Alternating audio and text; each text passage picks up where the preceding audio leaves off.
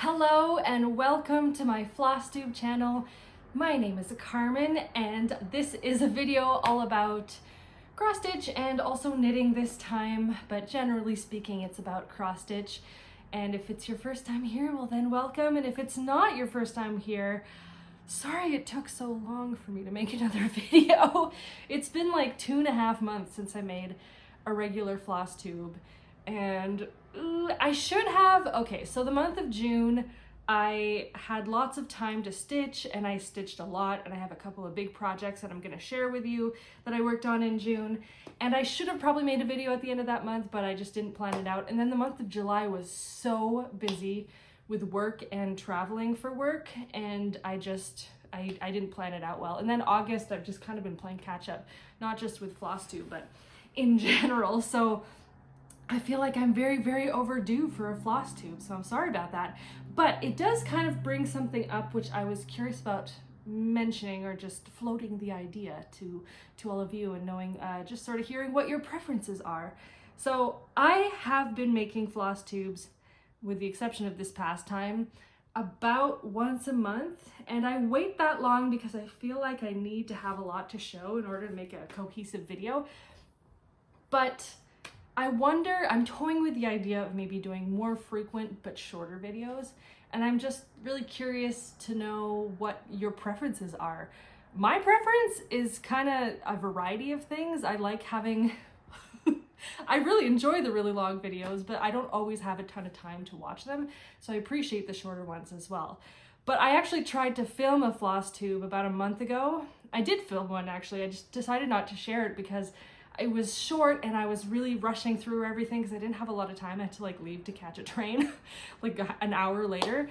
So, and then I was reviewing it, I just didn't like the energy. I was like, ugh, really frantic. So I don't love that, like trying to cram a 1-hour video into 30 minutes. But maybe the 1.5-hour videos that I've been making are not the best for me all of the time. I don't know. I'm just curious. I'm not fishing for compliments or looking for validation. I'm just genuinely curious to know what your preferences are when it comes to Flosstubes. Are you kind of okay with watching some that are maybe a little bit thinner and don't have that much to show? I'm a mostly monogamous stitcher, so I'm often just working on one project for several weeks. So that's also kind of why I wait, because I want to have a few things to show, you know? But, you know, looking at all of the things I finished in the last 10 weeks or so, I think I have 9 finished objects to show you. I'm not totally sure, I'll have to count later, but I think it was 9. I roughly counted this morning. And you know, that's a lot. I definitely didn't need to wait this long. So anyways, that's my little spiel that I wanted to start with. And yeah, I'm very curious to hear what all of your thoughts are on that. So with that, I'm gonna start and get on to all the fun stuff. And instead of doing like stitching and then knitting, I'm gonna kind of go through everything chronologically. So I'm gonna start and finish with stitching, but there's gonna be some knitting sprinkled here and there. And so with that, I'm gonna start with what I started on June 1st.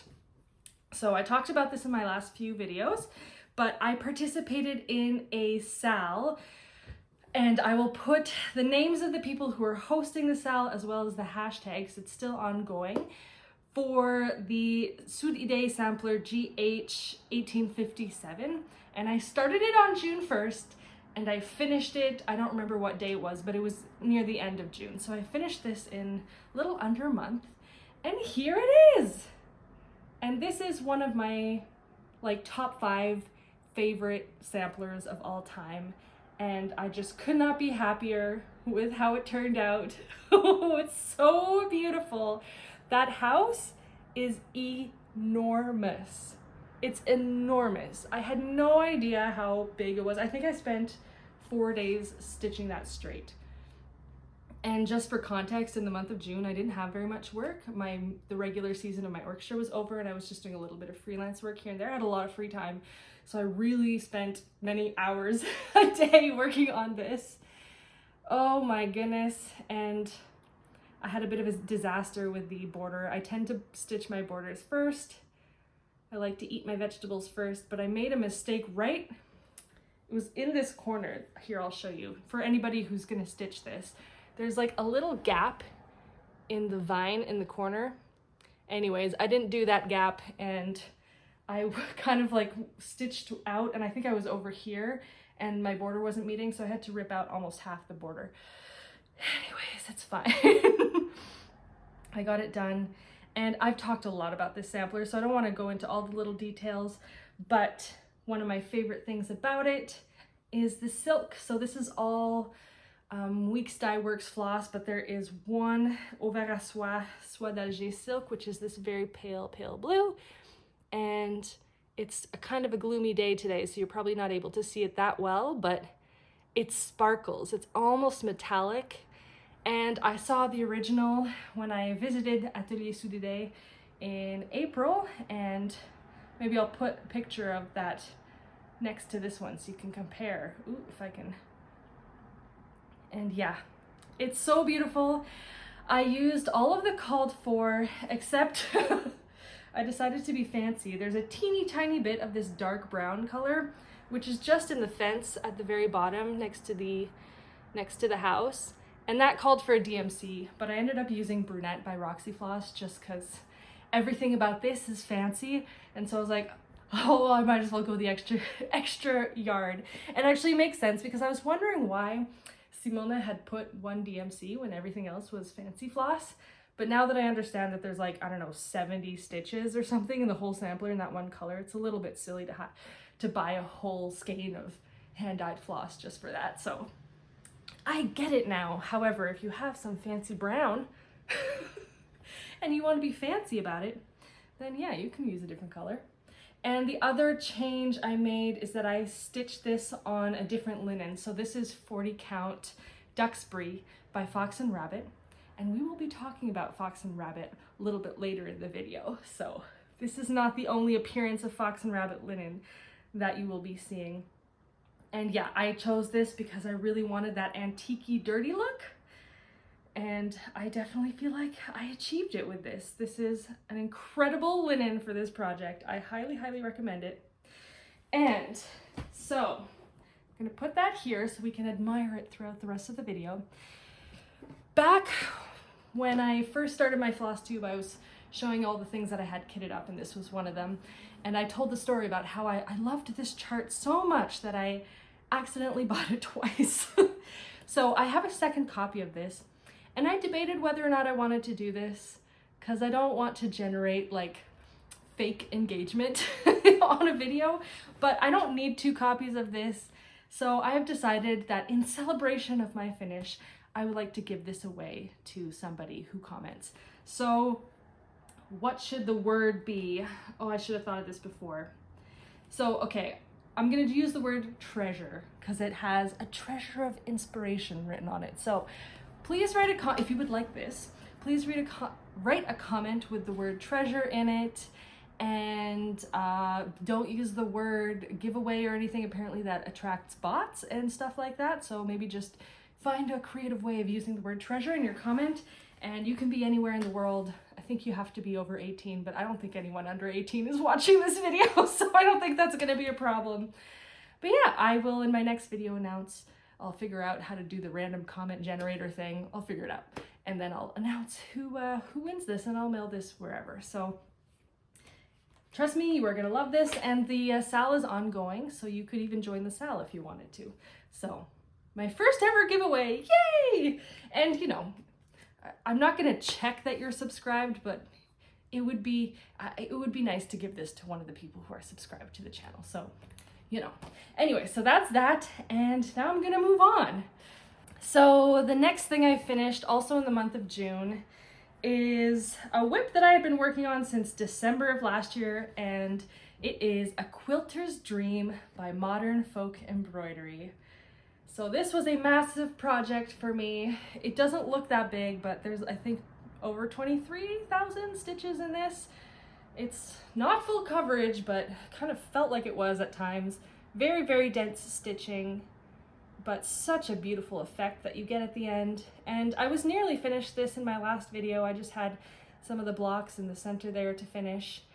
And I had tried to challenge myself to do one of the blocks per day until it was done, and I did that for a few days, and then once I could see the end, I was like, I'm just finishing this.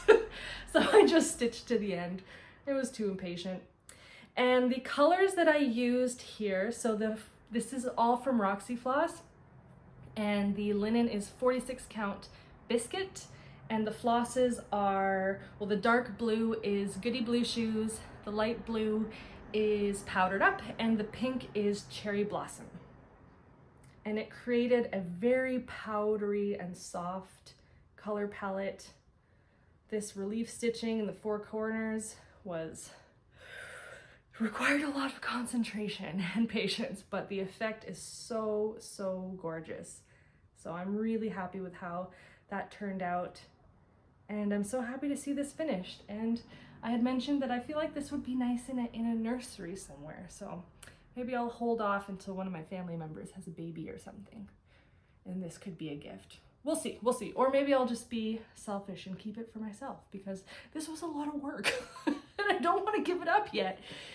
Anyway, so since this is a modern folk embroidery pattern and I have made a commitment to interact with the community in this way, I will now cut to me sharing some of your finishes of modern folk embroidery. I have a hashtag called JacobSleeperSAL where I share some of the finishes of some of the lesser known charts from Jacob of modern folk embroidery, so I will insert that clip right here. Okay, so let's all take a moment to marvel at all of your wonderful finishes and whips. There are a couple of whips this time too. Okay, so starting with someone who might sound familiar if you watched my last Flosstube, Stephanie D1223, who finished Agnes Day. And Stephanie actually had a finish in this SAL last video too, so extra points to Stephanie. So Stephanie did Agnes Day. It was stitched on 40 count vellum by Picture This Plus, and she used XJU Design over-dyed cotton in the color mustard, which is interesting. I didn't know that XJU also did cottons. I only know her linen, so that's kind of cool. As well as DMC 372. So that's and it's a fully finished object too, so good job, Stephanie, and thank you for being such an active participant in my SAL.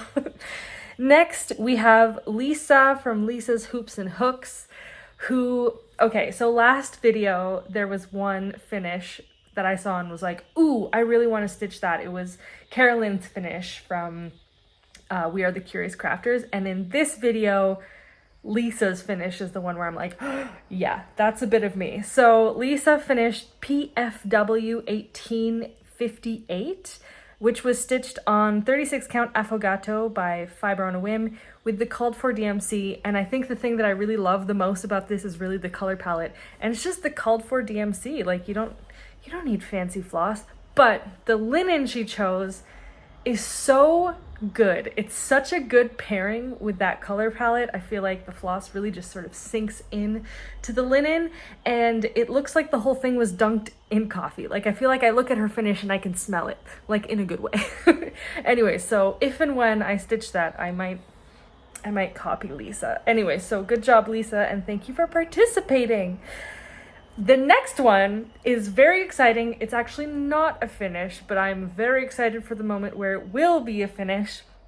That is Catherine from Paper Crane Stitches, who is stitching 50 decorative borders, and I'm gonna share a couple of pictures from her work in progress, which is actually from like 1 or 2 months ago, so I bet you it's even bigger now. And yeah, so this is 50 decorative borders. I'll also have a picture of the computer generated mock-up, but she's actually stitching it all in one column, and I think she's stitching it in such a way where it should be done by the end of the year. I was just chatting with her and I think she said she has 12 borders left, and then she asked if I was going to stitch north in the fall so she could show it to me. I'm not, but we are both going to week 2 Stitch North next spring. So Catherine, please bring it if it's finished, even if it's not finished, because I want to see it.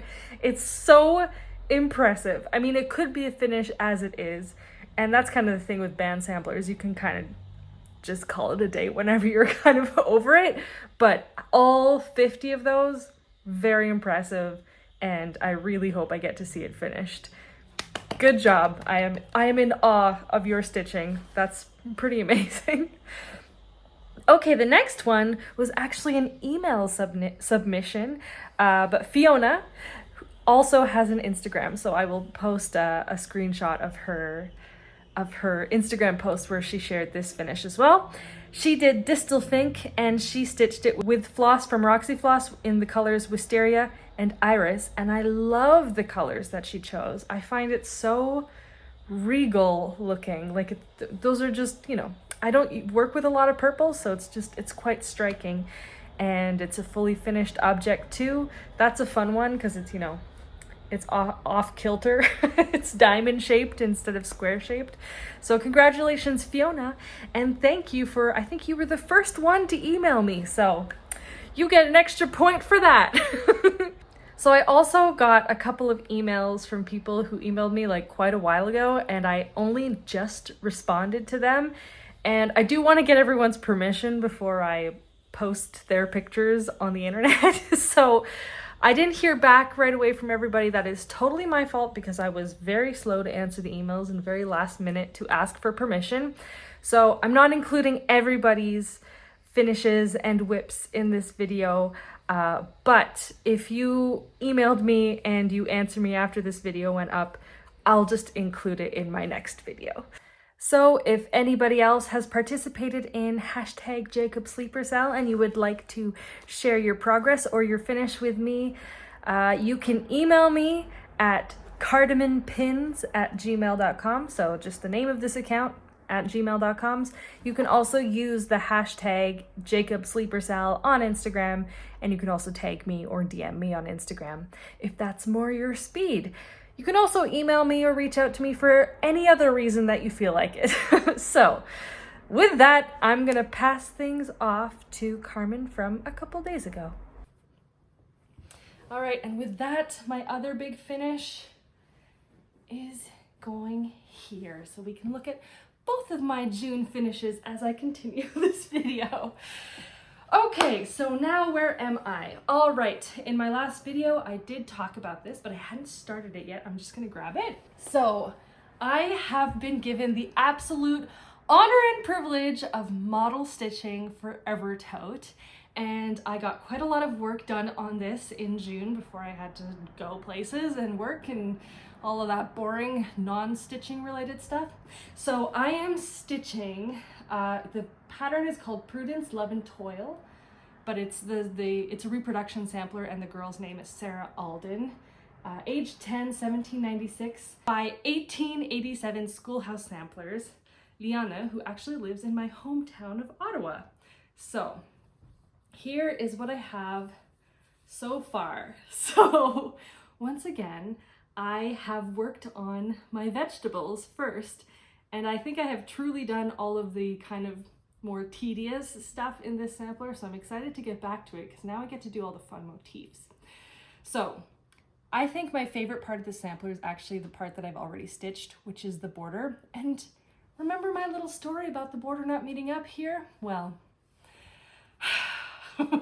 unfortunately for me, I had the exact same thing happen here, and it was like in the same corner, like right over here. I like added a stitch, and again, I was about to meet up around here when I realized that it wasn't going to meet up, and I had to rip out about half of it. The border is, just for anybody else who wants to stitch this, the border is very irregular, except for, I mean, the corners. You always have to be careful in the corners. And then there's one, I think it's this one here. There's one segment on this side that has an extra stitch. So be careful about that. That's not where I made the mistake. I made the mistake where it was easy. Anyways, so you still have to pay attention. Can't completely go on autopilot. But anyways, oh, and by the way, for this one, for the Idee one, the border is very, very regular. Again, you just have to be careful in the corners. And it was in the corner where I messed up. Anyways, but yeah, the flowers, I loved discovering this border as I went along. So it's like almost symmetrical, but not quite. some of the flowers are symmetrical, but like there's often like little changes. Like this one, the outer layer changes color, but then on the other side it doesn't.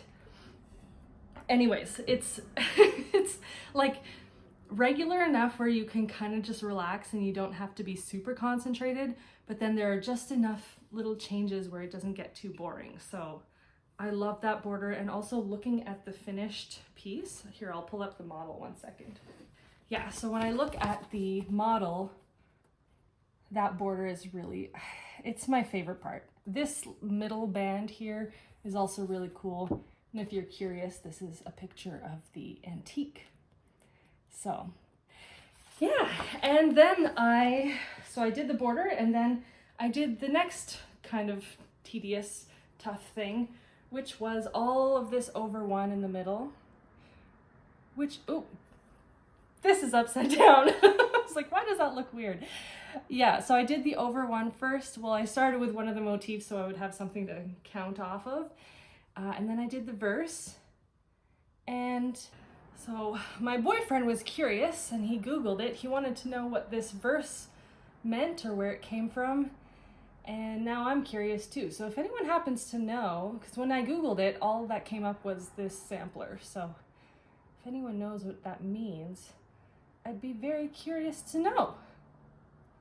And there is a little bit more over one. It's in her name, but there's just some other stuff that I want to stitch around it first, because that would be a lot of difficult counting. So that little bit of vegetable eating will happen a little bit later. And then I also did the alphabet on the top, which has some, like was it sawtooth? Is that what that kind of motif is called? And it's in satin stitch. Hold on, I'll bring it a little bit closer. And I haven't done a whole ton of satin stitch, but I find it really relaxing. And I love the effect. It's a gloomy day, but it's kind of shiny. I like it. I like it a lot. So yeah, now I get to do all the fun stuff.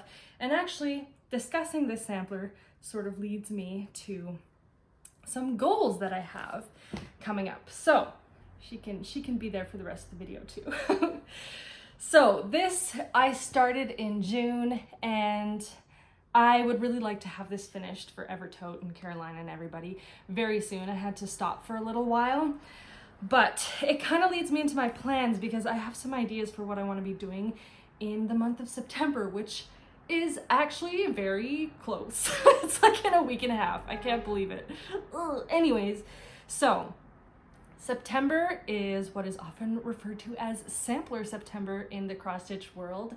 However, if you know me and the things that I like to stitch, you will know that in my world, every month is Sampler September.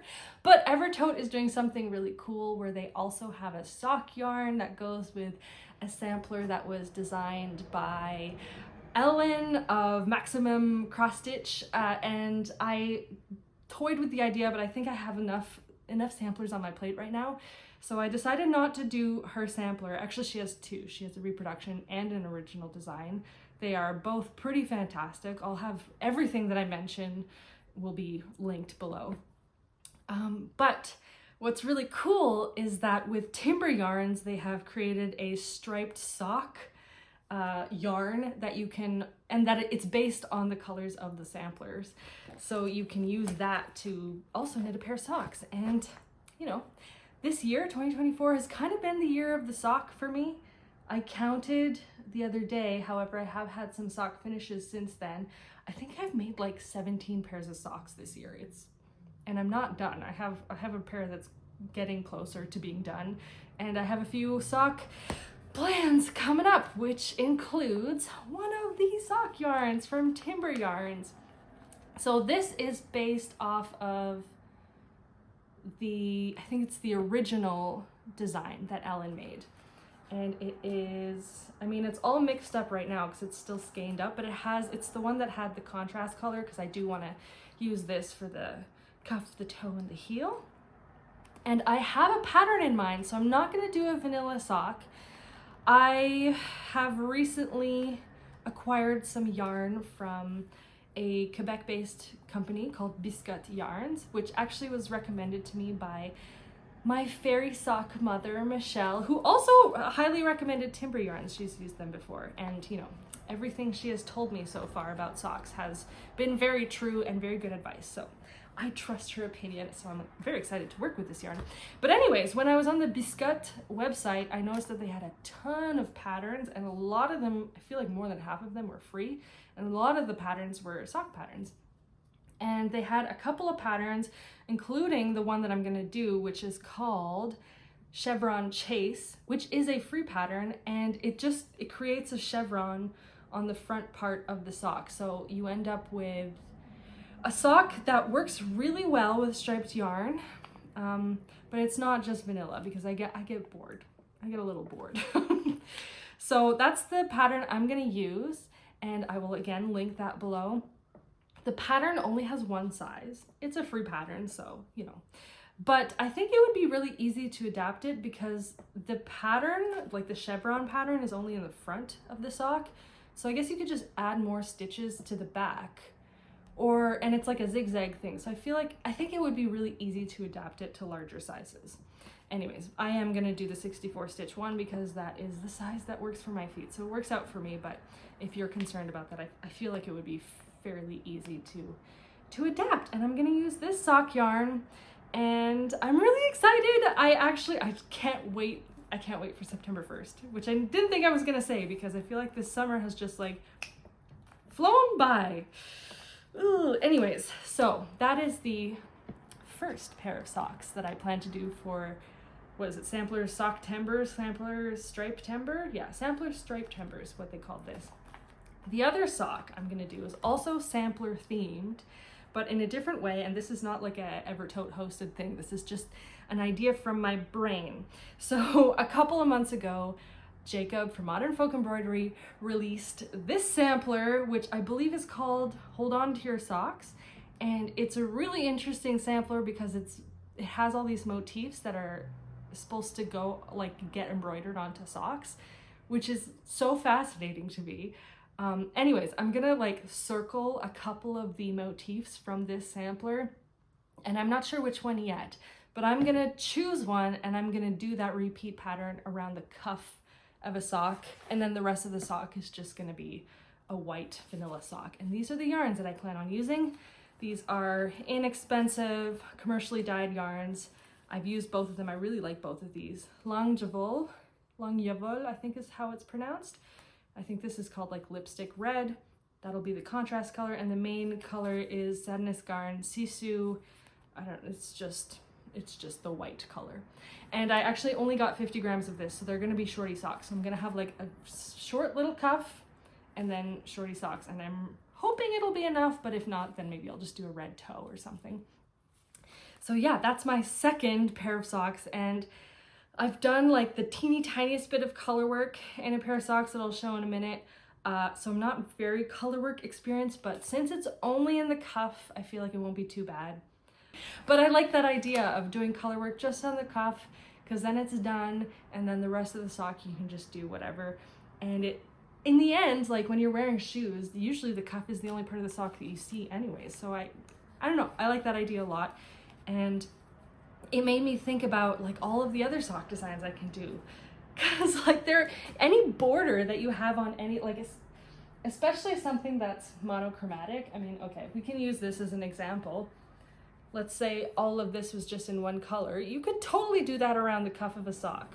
Wouldn't that be super cool? Okay, so I'm editing this video and I have a confession to make. The date is, I don't know what, August 23rd or something. And so no, it is not yet September. However, I have started one of the socks, and it's the one that I was just talking about in my video. So I couldn't wait. I didn't have any patience. And I chose a motif from the sampler. I'll have the motif circled on the mock-up of the sampler. So if you want to get that sampler to get this pattern, you'll know where to find it on the sampler. But it's a 16 stitch motif. 16 stitch repeat, and I normally cast on 64 stitches, 16 goes into 64 4 times, so it was kind of perfect. I did have to knit this twice though, because, well, I don't have a lot of colorwork experience, and my tension, well, basically I couldn't get it over my heel. So I had to start over, and I just like increased by 16 stitches, and then I did the pattern repeat 5 times instead of 4, and then I decreased. And I've done the heel and the gusset, and now I just have the foot and the toe to do. So yes, I am so proud of myself for this. It's definitely an idea that I want to do again. And also, especially with this particular sampler, the whole purpose of that sampler was for it to be kind of a cheat sheet for sock designs. And that's how I used it. I used that sampler as a cheat sheet for sock design. So, you know, I feel like it's very like historically informed performance practice of me to do this. And now I get to wear my samplers instead of just looking at them. Okay, I'm gonna pass it off to Carmen from a few days ago again. This also leads me to one of my acquisitions that came around that time, which is Alle Randjes by Idee. And this is a book of, here, I'll show the front and the back so you can get some examples of some of these. I wonder if there's a picture. Okay, so there's a picture of the 3 reproduction samplers. And this is a series that Simona has put on. She's kind of the border pattern queen of cross stitch. And yeah, she was releasing, I think, every week one of these. And it's a collection of 3 samplers that were all stitched by the same girl, and they get more and more complicated as you go. But if you look, oops, something fell out of there. Like if you look at some of these ones, imagine that in the cuff of a sock.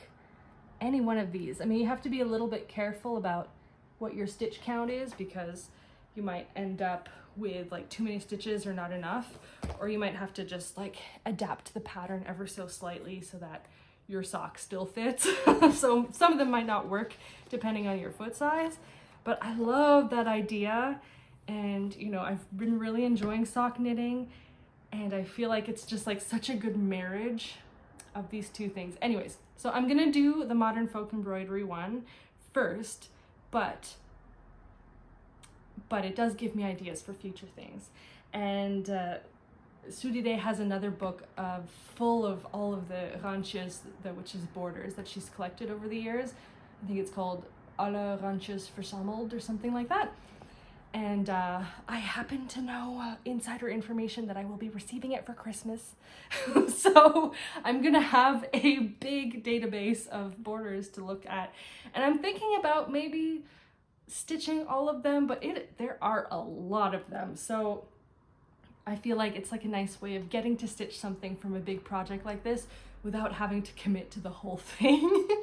So yeah, it's just an idea that I've been toying with, and I really like that idea. And then I get to kind of wear my samplers instead of just stitching them at home. Actually, it's kind of a funny thing because I knit at work a lot. And so a lot of my colleagues think of me as like the knitting girl, which is funny to me because in my mind, knitting is really like a secondary thing, and I'm the stitching girl, but they don't see me stitching, so they don't know that.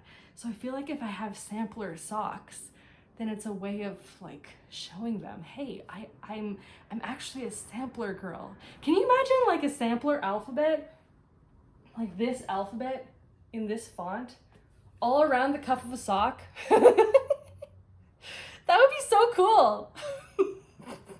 It would be cool for me. I don't know if everybody would think that's cool, but I think it's cool. And then everyone would be like, why is there no J in your alphabet? And then I could teach them all about samplers and the letter J and why it doesn't appear a lot of the time. Anyways, so those are my plans for September. I really want to have this done in the month of September. Oh yeah, I don't think I said that. That's my plan stitching wise. And Caroline, if you're watching this, you can hold me to it. I am gonna finish this by the end of September, whether you like it or not. Okay, that sounded like a threat, but I plan on finishing it by the end of the month of September. I would really like to get that to her, and you know, it's also fun to stitch, so I'll have a great time doing it as well. I have a bit mixed feelings because there are lots of like new things that I want to start, but I also have one whip that's just kind of been sitting on the back burner, and I sort of put it away on purpose because basically because I like it too much and I didn't want to finish it. But I haven't touched this at all in the year 2024. I did show this before on my channel, but it was before the 2024 started. So here it is. Ooh, if I can find the top of it. This is my like crown jewel of all of my stitching. So this is AKGIT, what's the year? 1833 by Modern Folk Embroidery. It is a Finlanda sampler, and this is more than half of it. I wouldn't know what the whole percentage is. I think it's probably like 60 or 65% done or something like that. I think there's like another 2 rows of the medallions underneath, and they are smaller than the ones up top, so they'll go by a little bit faster. I'm stitching this on 46 count light hazelnut by XJU Designs, which I love, and the floss that I'm using is NPI Silks. I always forget if it's 993 or 998. I will put it on screen, but it's the darker of the 2 blacks. And I'll just give you a little bit of a close-up of some of the trees. And yeah, I love stitching this. It's a lot of work. I mean, there's a lot of stitches in there. This is also 46 count, mind you, so it's really very tiny, but it's a huge piece. See, that's kind of why I chose such a small linen. I didn't want it to, you know, take up all of my wall space. But I'm itching to start some really big projects, but I won't let myself do it until this is done. So that's another thing that I'm kind of thinking about.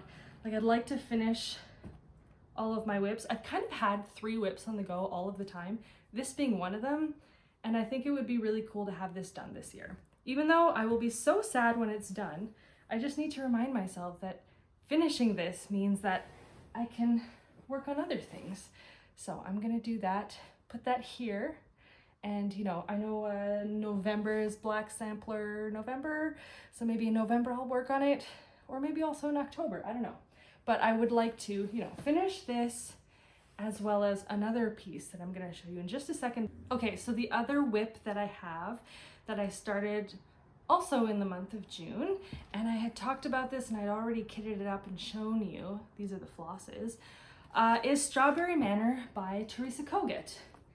And this is one that I saw a while ago. I think this was like a stitch along on her Patreon a little while ago. But yeah, I really love this. So I have a bit of a tradition in the summertime. I always have strawberry toast for breakfast, and I'm very lucky that I live somewhere where there are like native species of strawberries that grow abundantly here, and they're so good. I mean, I feel like strawberries are one of those things where when it's not a good variety, or it's not organic or whatever, or they're not ripe yet, they're kind of like sour and bitter, not that great. But then when they're good, they're so good. Anyway, so I get like a really rustic bread that I slice up and I freeze, and then I just pull out a couple slices as needed, toast them up, butter them up. I slice up these gorgeous strawberries, and then I sprinkle a little bit of sugar on them, and I, you know, put them on my toast, and that's my breakfast every morning in the summertime, as long as these strawberries are in season. And oh, they're just so good. Anyways, it's like instead of putting strawberry jam, I'm kind of like putting the ingredients of strawberry jam on my toast, but it's fresh. Oh my goodness, it's so good. You gotta try it but the strawberries have to be good. Anyway, so I always thought of that when I saw this popping up online, and I think it's really beautiful and sweet. So you can already see it a little bit. But this is something else that I started in the month of June using my conversion. So this is all Roxy floss, and I'm still kind of tweaking things. So I might not, well, I'm happy to share my conversion to anyone, but it's kind of like an in progress conversion. But so far, I'm loving how it's turning out. I really wanted bright reds. And the 2 reds that you see, especially in the border there, those are, the darker one is Falu Red, which is I think my very favorite Roxy Floss color.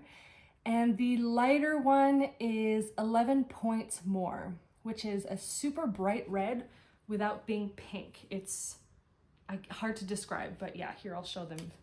I'll show them both here. That was, I really was quite specific about the reds that I wanted, but Fallow red is so luscious and gorgeous, and then this just pops on top of it.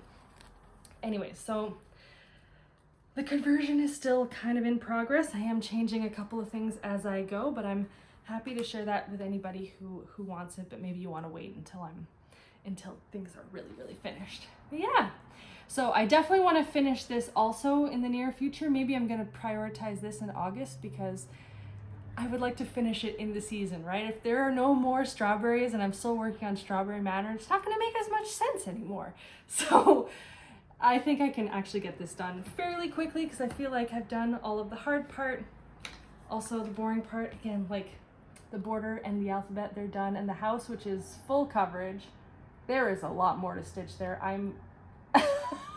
There's a lot more stitching in here than I've just insinuated, but yeah.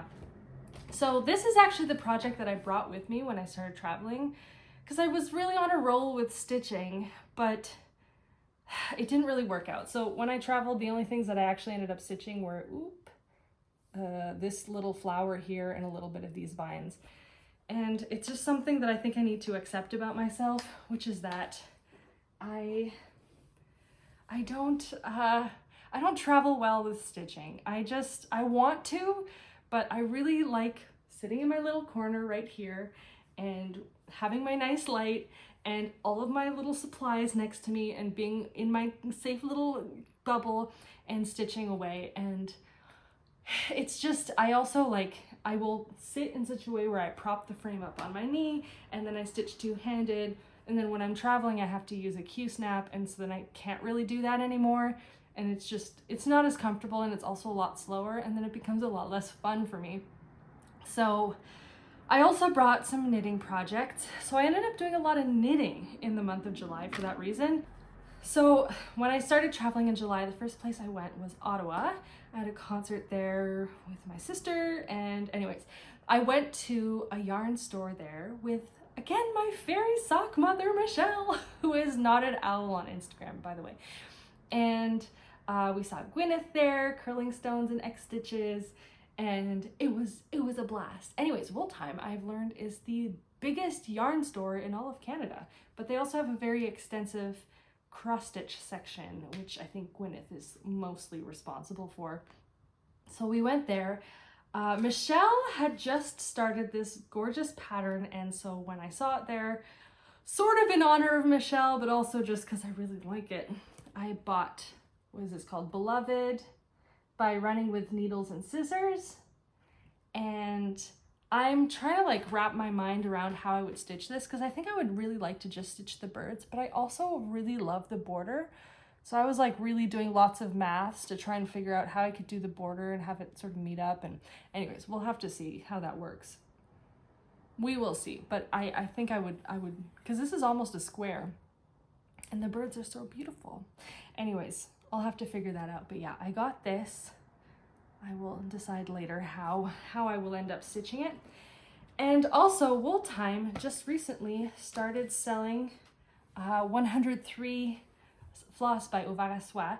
And so that was really exciting. So I wanted to kind of kit something up, but not something big because I didn't really know what I wanted. So I ended up getting from Lila's Studio, and this is something I had my eye on for a while, this little chart, LW 1884, which is a smaller version. I think they have it at the back here. It's like motifs from these pieces here. Well, it's one piece. And some of the motifs are sort of recycled and put into this piece here to make a smaller sampler. And I got one spool of floss, and it is really a, like, it kind of reminds me of this yarn that I showed earlier, like lipstick red. It's a true red. And that's not what this called for anything. I just looked at their case of flosses and chose the red that I liked. So I just got one spool of this, which is all that I need. And I think this could be a fairly quick stitch too. So I have that mostly kitted up. I don't have the linen for it yet, but it'll probably be a 46 count. Maybe I'll use some scraps off of this, because in case you didn't notice, there's a lot of extra linen here. This is a half yard. You need a half yard for this piece. Even when you're stitching on 46 count, it is really that big. So yeah, I look forward to getting to use this. I did use this once before in a kind of experiment last year, but I never really got into it that much, and it's a much more affordable silk than a lot of the other ones. So yeah, I'm excited to play around with that at some point. So I got that at Wool-Tyme, but I also, because I was with Michelle, and she's, as I've mentioned now several times, my fairy sock mother, I wanted to get some sock yarn. And you know, we were looking at all the sock yarns, and there was one that she liked a lot. I also really liked it, but I saw that she liked it, so I was like, okay, that's the one I'm gonna get. So I got, and I've already knitted it up, so I don't have the skein to show you, but I do have the socks to show you. And the yarn I ended up getting is from Gusto Wool, from their Echoes line, and the colorway is called 1526. And I didn't realize this when I bought it, and actually I'm gonna put up a picture from their website of that skein, but I didn't realize that it's actually a fade yarn. So I started balling it up and realized like it was all blue, and then it became lighter blue. Anyways, so these are the socks that I've made out of that yarn. And so these are kind of my like Wool-Tyme Michelle socks, but they're also my Charlevoix socks, because after I was in Ottawa, then I had to go work in Charlevoix, Quebec, which is a beautiful, picturesque place to work. So I felt very spoiled to be working out there. But yeah, I really got into knitting socks for a little minute there, because that's all I could kind of do while I was traveling. This pattern is a Summer Lee Designs pattern, and the pattern is called Mermaid Avenue. And it's fun because people saw me knitting this and they were like, oh, those look like mermaid scales. And it's like, yes, that's exactly what they're supposed to look like. And it was a pattern I had wanted to try, but when I started balling up this yarn and realized it kind of like makes me think of a beach. Like this is the water, this is the water getting more shallow, this is the wet sand, the sand is drying up, this is dry sand. So that's what I did, and as a contrast heel, just because I didn't want to disrupt the fade, I used some scraps of something else that I had that sort of matched the beginning color. So yeah, I will say though about this pattern, this slip stitch pattern, which is very easy by the way, it's just not very stretchy. So these socks are like a little, in hindsight, I wish I had sized up, but anyways, they're just like a little bit too small. I can get them on my foot, they're fine, but they might get gifted. However, sort of like with my quilter's dream, it's like, yeah, I could gift them, but I like them and I made them and I had me in mind when I was knitting them. Anyways, these are the first socks that I'm gonna share. However, before I finish these, I had an old sock whip that I had worked on that I finished first. So now I'll get into my 52 weeks of socks. So I've mentioned this in some videos, but I'm actually working on a little side project, which is that I'm making a video series pertaining to this book, and I'm challenging myself to knit all 52 pairs of socks in this book. I am less than a quarter of the way through. It's like gonna be a multi-year project. But anyways, I had started, was it the rocking chair socks? Hold on. I had started the rocking chair socks by Pauliina Kuunsola a while ago. This is how they look in the book. It's pattern number 7 in the book. I used Drops Nord socks, and I was sock yarn, and I was halfway through the second sock, and then like I started to have some thumb pain. This was a couple months ago. So before I got to the mermaid socks, I just finished these off. I won't spend too much time talking about it because I have a whole series on it, but I did finish that first. And then I was still traveling and working, and I had these 2 pairs of socks done, so I was kind of on a sock roll. So then I went to the next pattern in the book, which is the porch light socks. And they have a very small picture here. I don't want to show you the chart, so I'll have to be careful there. But yeah, that is my first ever color work sock. There's a tiny bit of color work there. You can see it a little bit better in the socks that I knit. So this was very easy, much easier than I thought it was going to be. So just in this area is where there's color work. I mean, it's just one stitch in one color, one stitch in the next. So as far as color work goes, it's very, very simple. The yarn I used for the main color, it's a yarn by Lichen and Lace called Orchid. I love this yarn. This is one of my favorite yarns I've worked with this year. It's just like, it feels hard wearing, but it's also plush and soft, and it's just really pretty. And then the contrast color was a leftover of Malabrigo Ultimate Sock yarn that I had left over from a different sock project from earlier this year in the colorway Wabi Sabi. And in hindsight, I kind of wish I'd chosen something with less contrast, because you almost don't see the pattern all that well. But anyways, so this is the second pair of socks that I finished from this book, and then the most recent ones that I finished. And keep in mind, I had fade sock yarn on my mind at the time because I had just discovered this accidental fade yarn from Gusto Wool. So I was talking to Michelle about fade yarns, and she recommended a hand dyer from Perth, Ontario, which is actually where my mom, one of her best friends, works there, or has a farm there. So I have like very fond associations with Perth. So anyways, the next pattern in the book, which is pattern number 9, is called Imker, and it has a kind of honeycomb design. However, mine look very different from that picture. Oh goodness, I'm running out of space here. And the yarn I use is fade yarn from Shirley Bryan Yarns, who's based out of Perth. And the yarn color I chose is called 4, 8, 15, 16, 23, 42, which probably sounds like a very random set of numbers. If you don't know what that's referencing, it's a reference to the TV show Lost. Anyways, this is the first sock, and you will notice that it's very long. Oh my goodness. I wanted to get the full effect of the fade. This is a toe-up sock, so I was like, great, I'll just keep going until I run out of yarn, but it just kept going on and on and on. And now that I have it finished, you know, it goes up my calf, but my calf gets wider, so it's actually like kind of tight on the top. So I think it's going to end up being sort of a slouchy sock that's going to bunch up a little bit on my lower calf. Anyways, it's something that I learned, that if I do knit really long socks, I'll have to increase the number of stitches in the calf compared to the ankle. Anyway, so that's the first sock. It's a cabled sock. I've gotten a lot better at cabling, which is great, through this sock. And then I made the second sock, but I haven't blocked it yet. But I do kind of like looking at the blocked versus the unblocked sock. I feel like this one looks like a snake skin, like a shedded skin of a snake. Yeah. Anyways, so that is the last pair of completed socks, and now I'm gonna move on from socks. So I actually have 2 more knitting finishes to share with you. The first that I will talk about, I finished it just a few days ago, and it's a hat. So I was talking about these socks a minute ago. This is knit with Drops Nord, which is a yarn that has a lot of alpaca in it.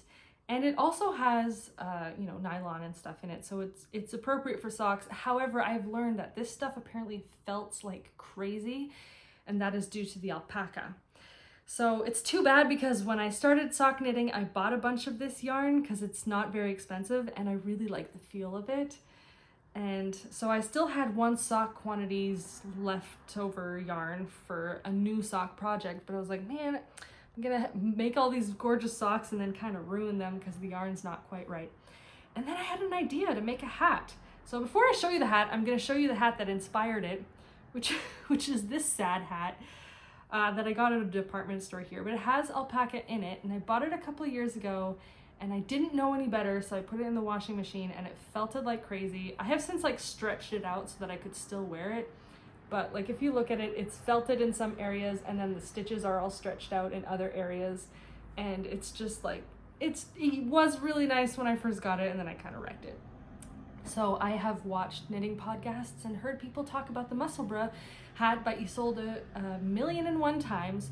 So I looked up the pattern and realized that it uses up pretty much exactly 100 grams of yarn, which is what I had in that alpaca yarn. And I had ruined this alpaca hat, and I wanted to use that alpaca yarn for something that wasn't a sock. And so I was like, well, perfect, I'll make a Musselburgh hat. So I did that, and it's so soft and nice, and I really like it. And it was easy to make, and you know, it's definitely not the weather for it right now. I feel like this is a really weird look. Very warm on top, very cool on the bottom. Anyways, and I thought it was so funny the way it's constructed. It's just like this tube, and you fold it into itself, and then you fold it again for the brim, so that you end up having 4 layers over the ears. And I mean, where I live, it gets real cold in winter, and the winters are really long, so I think I'm gonna be wearing this like every single day this winter. So I'm really looking forward to it. And then I can go to work and people will be like, wow, did you knit that? And I'll be like, I did. Anyways, you can also wear it without the folded over brim, and then it's kind of like slouchy and you have this little bit on top. That also works. Anyways, but yeah, it was such an easy project and such a good way of like using up yarn that it actually had me thinking. So I talked about Biscuit yarns earlier because I was talking about a pattern, but I went to their store and I had bought some yarn, and in the meantime I had also placed an order to Lichen and Lace, which is when I got the yarn for these socks. But I had also ordered a different sock yarn, and then I went to Biscuit yarn and just picked up yarns that I thought were pretty. And then when I came back from Biscuit, my order from Lichen and Lace arrived, and I realized that within one day I acquired 2 skeins that are very similar. They're not identical, but they're very similar. I was like, oh, I just bought a yarn that's kind of the same. And I love both of these yarns, but do I want 2 pairs of socks in them? I don't know. So now that I have this Musselburgh hat finished, and it uses up 100 grams, and both of these are about 100 grams, kind of makes me think, well, maybe I should use one of these for another Musselburgh hat. It didn't take very long to make. And also I feel like it's such an easy gift to give people. I might make a Musselburgh hat for my boyfriend in some of this yarn. I would need to buy a whole bunch more of it, because he used to have a red beanie, and I really liked it because I could point him out from far away, and then he lost it. So maybe I have to make him one too. Oh no. Anyways, I love the label on Lichen and Lace because it's like sewed shut. Anyways, it's a small detail. And then I have one last knitted finish, and I'm actually wearing it right now. It's this camisole.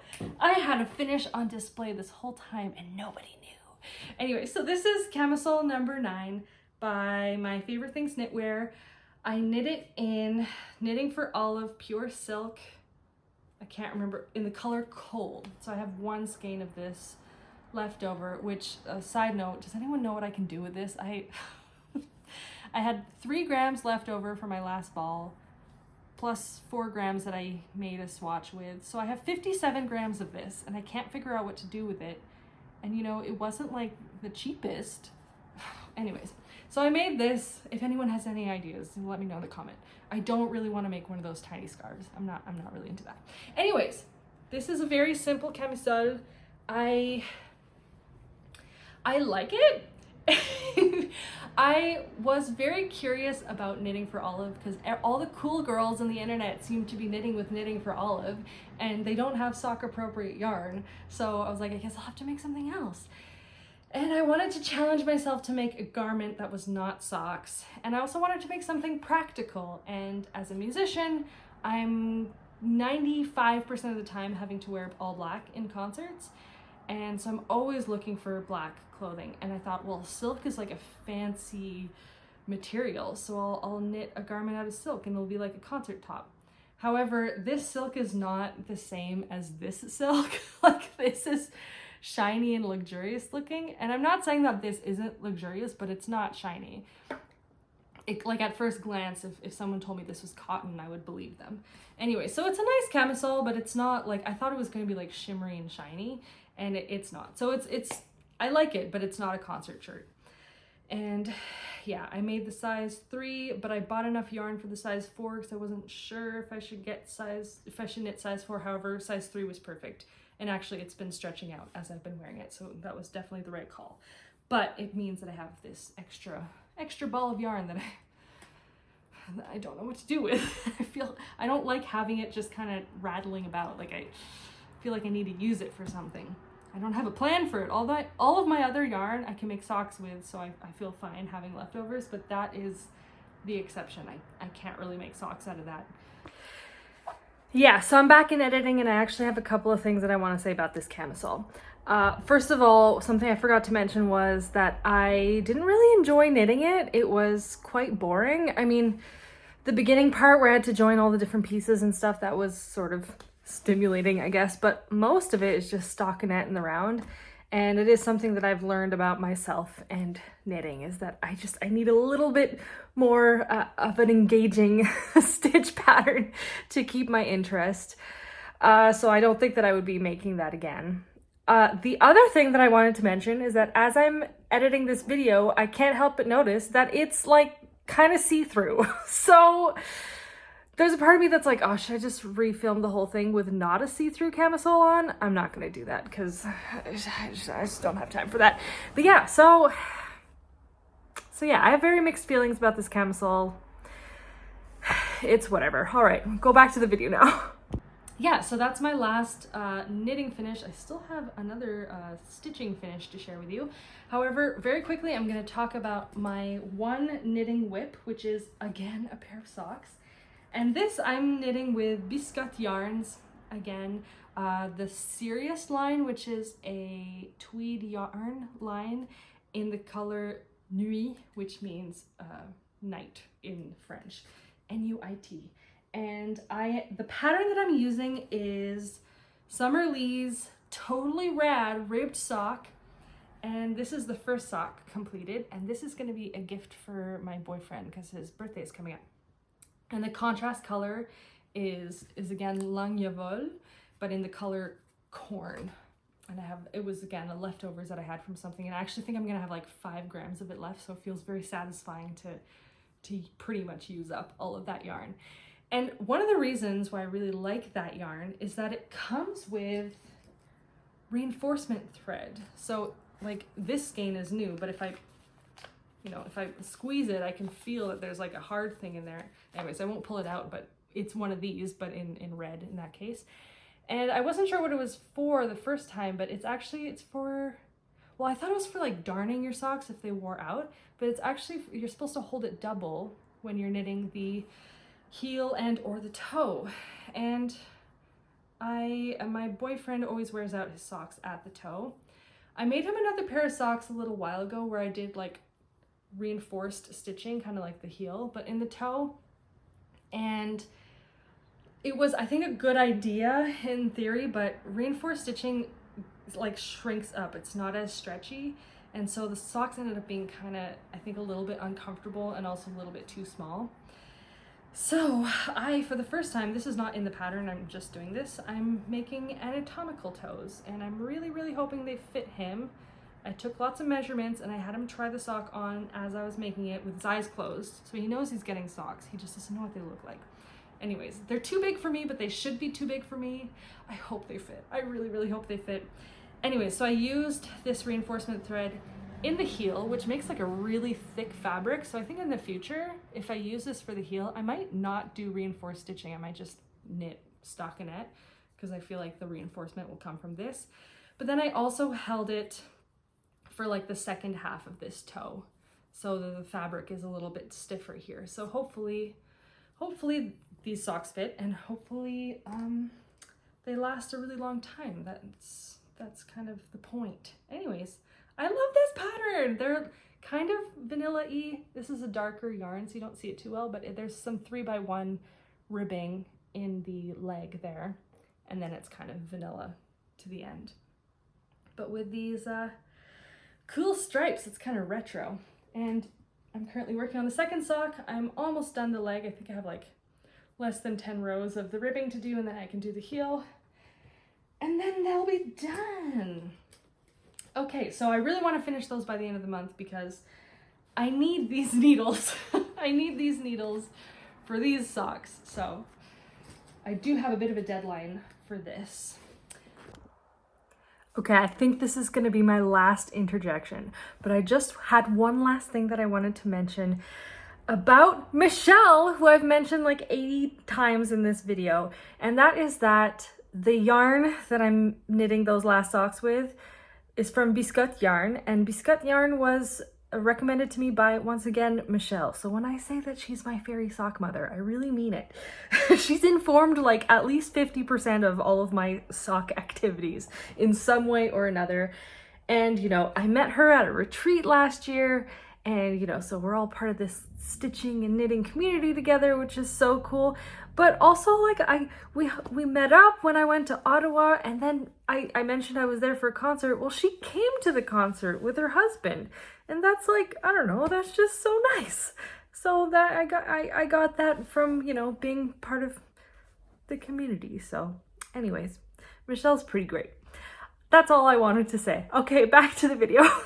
All right, so what next? I'm almost to the end here. Okay, yesterday I filmed a video and uploaded one where I got in the mail the very first Fox and Rabbit mystery sampler box, and I did an unboxing, so I'm not going to show you everything that came in that box. You'll have to watch that video, but I am going to go over some of the things. So also, this is my little warning that if you ordered this and you haven't gotten it yet and you don't want to spoil the surprise, then I'll put a timestamp on screen of where you can skip to, because I am going to be spoiling it. So see you in a minute. But for everybody else, the sampler is this, Elizabeth. I can't figure out how to pronounce her last name. It's like Chavins. I'm not totally sure. Cheavins. But anyways, what a beautiful, beautiful sampler. It's almost a perfect square. A red brick house. Can't go wrong with that. I love the border. And I love this like central flower motif of the bird. But I also, something I didn't notice yesterday is it has these butterflies. And I have a few projects in my queue right now that have butterflies in it, and I feel like it's a sign. Anyways, it's really, really pretty. And I look forward to stitching it. In the box came baked clay, which is the called for linen, but also in the box came an unreleased linen called Vintage Sand. I was a little confused at first because I couldn't figure out why I had so much linen, which linen I was supposed to use. This is just for your stash. But yeah, this is an unreleased new color. I assume they will probably release it at some point. And I was talking about it in the video, but it's kind of in between, like I wouldn't call this a cream. These are all descriptive words. I mean, they're all subjective, right? But it's kind of in between a tan and a yellow. It's not showing up very yellow on screen, but it is yellowish, and it's very, very pale. And Fox and Rabbit is really, it's really up there in my mind of like the best sampler color linens. I've used them a few times, you know, they were featured earlier in the video there, but I love their linens. They're some of my favorite linens that I've used. Of course, I haven't used all of the linens in the world, but I really like their linens. And the colors are all Weeks Dye Works. And if these look kind of ratty, like I've used them, well, that's because I did stitch something with this last night. So also in the box came the pattern and directions for a small. It's a pinwheel. So I think it's supposed to just be an ornament. And it gave you all the finishing supplies for it. And yesterday I was too excited, so I actually went ahead and stitched it. I mean, it's very small, but I do have one last finish in this video, and it's actually kind of the first stitching I've done in a little while. I did, however, run into some problems, so I'm going to expose myself and bring this in real quick, and you're going to see the quality of my stitching, which in my mind is not that great. So here's my little conundrum with this. This is the piece of linen that it came with. It's 36 count, but it's a small piece of linen, and I always use a frame. Sometimes I stitch in hand for like 2 minutes just because like it's like walking barefoot in the grass. Like it kind of just like feels grounding and good. But I find it very tiring to tension my linen like this when I'm stitching. That's like if I'm like poke and pull or whatever that technique is, where you just poke it out, you pull it out. Then there's also the sewing method, which is a little bit less tiring on my hand because I can kind of just pinch the linen. But this is probably just a me thing, but my stitches do not look good when I do the sewing method. It is kind of faster-ish, but to me it's not worth it. I also make so many mistakes, like going over 3 threads instead of 2, and my stitches don't lie flat, and I much prefer the look of my stitching. I'm not saying that this is like a universal truth, but when I do it, my stitching just doesn't look good that way. And even the poking method was hard for me just because I couldn't keep accurate tension or consistent tension on my piece of linen because, anyways, I guess if I had like a very small hoop, that problem could have been solved by just using the hoop. But anyways, I really wanted to do it. I didn't want to have to buy a hoop, so I just stitched away. And now that I'm looking at it the next day, it's like, it's not so bad. It's fine. But it's not really the quality of stitching that I expect of myself. But anyways, I'm still gonna, follow the directions here and finish it, and, I'll have another finish. So here's my very last finish of the day. Yeah. Oh, also in that video, I had made some predictions. I had predicted that it would be, I made 3 predictions. I predicted that it would be an English sampler. I predicted that it would be color and cotton floss, and I predicted that it would be on a new unreleased linen. And I was kind of half right, sort of. So Karen saw my video and commented, so she actually addressed some of the questions that I had. And she said that we should be all getting an email, those of us who bought it, with a bit more information on Elizabeth as they continue to do their research. But she did confirm that she is in fact English. So I was right on that one. As for the unreleased linen, I was kind of half right because I did correctly predict that there would be an unreleased linen in here.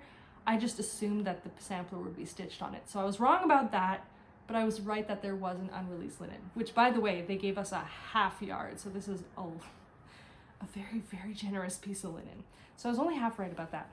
But then the floss, which I thought I was wrong about, I was also kind of half right about, because Karen said that it was supposed to be with color and cotton floss, but that I guess color and cotton was like on holiday or something when they needed to kit everything up, so they had to redirect and ended up going with Weeks Dye Works, which is also great. I love Weeks Dye Works. So yeah, I was on the right, brainwave path there. So I feel, yeah, I know it doesn't matter, but I feel proud of myself that I was sort of able to predict what was in the box. And of course, there were all sorts of other little goodies. It came with a ring with this charm, which has the house from the sampler. Here, I'll give you one last look. One last look at the sampler. It's kind of the perfect sampler. It almost looks like a modern design because it's so symmetrical and like perfect. But no, this is a reproduction. So I'm curious to learn a little bit about Elizabeth, and I'm also excited to stitch it. However, I have like lots of things that I need to stitch, so oh no, I'll be stitching for the rest of my life. What a terrible punishment. That was sarcasm. I'm very happy to be doing this. Okay, so welcome back to all of the people who skipped forward. The last thing that I wanted to share in this video is my very, very first piece of Happy Mail. So I won't say who they are because I don't know if she wants to be, exposed on the internet, but somebody who I have, chatted with a little bit on Instagram reached out to me and asked me if I wanted some of her project bags. And I was like, okay, yeah, that would be really nice, thank you. So she sent me 3 project bags all the way from Florida. She said I could give one away to my mom, so I did. So I only have 2 of them to show you here, but I think I have a picture of the 3rd one, which I can pop on screen. But yeah, I got these 2 project bags. Isn't that so nice? And this one, this one has blackbirds on it, so I feel like it has to be for a blackbird project, right?